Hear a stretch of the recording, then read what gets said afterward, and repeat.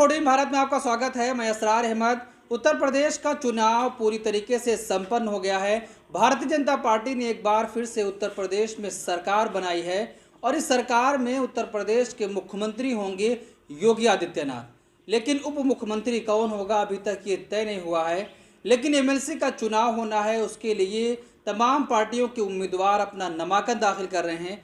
ऐसे में उत्तर प्रदेश के कई ऐसी जगहों से खबर आई जहां पर भारतीय जनता पार्टी के कार्यकर्ताओं ने समाजवादी पार्टी के उम्मीदवार को नामांकन नहीं दाखिल करने दिया। जिस तरीके से यूपी चुनाव से पहले जब जिला पंचायत का चुनाव हुआ था, इलेक्शन हुआ था, ब्लॉक प्रमुख का चुनाव हुआ था, उस टाइम भी ऐसे ही भारतीय जनता पार्टी के कार्यकर्ताओं ने किया था। पूरे उत्तर प्रदेश की कई जगहों से ऐसी खबरें आई थी जहां पर समाजवादी पार्टी के उम्मीदवारों को नामांकन नहीं दाखिल करने दिया गया था, उनका पर्चा छीन लिया गया था। अब इस एमएलसी के चुनाव में भी कई जगहों से ऐसी खबरें आई जहां पर उनका पर्चा भारतीय जनता पार्टी के नेताओं ने छीन कर भाग गए और पुलिस खड़ी देखती रह गई। दोनों पार्टियों में गहमागहमी हुई और आपस में एक दूसरे से भिड़ गए। मैं आपको बताना चाहता हूं कि समाजवादी पार्टी ने क्या कुछ ट्वीट किया है, क्योंकि ट्वीट करके जानकारी दी है और इलेक्शन कमीशन से मांग की है कि इस पर कार्रवाई भी होनी चाहिए। समाजवादी पार्टी ने ट्वीट किया, एमएलसी चुनाव में हार के डर से भाजपा के गुंडे पुलिस और प्रशासन के संरक्षण में सपा प्रत्याशियों का दमन कर रहे हैं।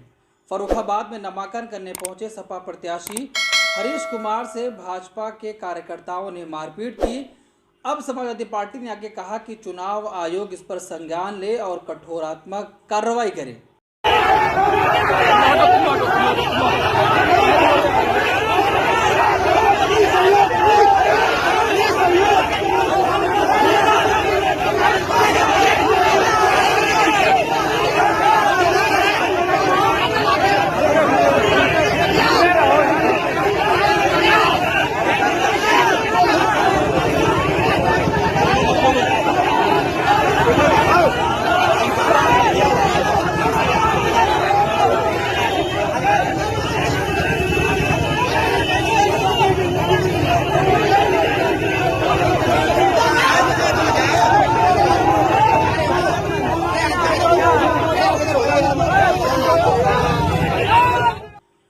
ये रहा मामला फर्रुखाबाद में। और ठीक इसी तरीके से घटना एटा में भी हुई। जब समाजवादी पार्टी के उम्मीदवार ने अपना नामांकन दाखिल करने गए तो वहां पर भारतीय जनता पार्टी के कार्यकर्ताओं ने उनसे उनका पर्चा छीन लिया और नामांकन नहीं दाखिल करने दिया।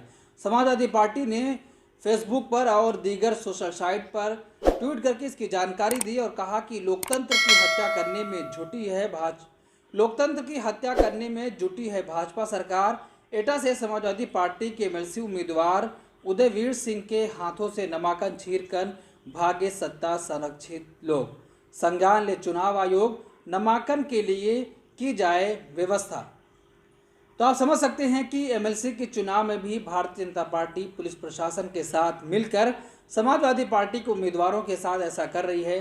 कई जगहों से ऐसी खबरें आई जहां पर पर्चा नहीं दाखिल कर पाए और उनके हाथ से पर्चा छीन लिया गया। तो समाजवादी पार्टी लगातार ये कह रही है कि चुनाव आयोग से अपील कर रही है कि अगर ऐसा होगा तो निष्पक्ष चुनाव कैसे हो पाएगा।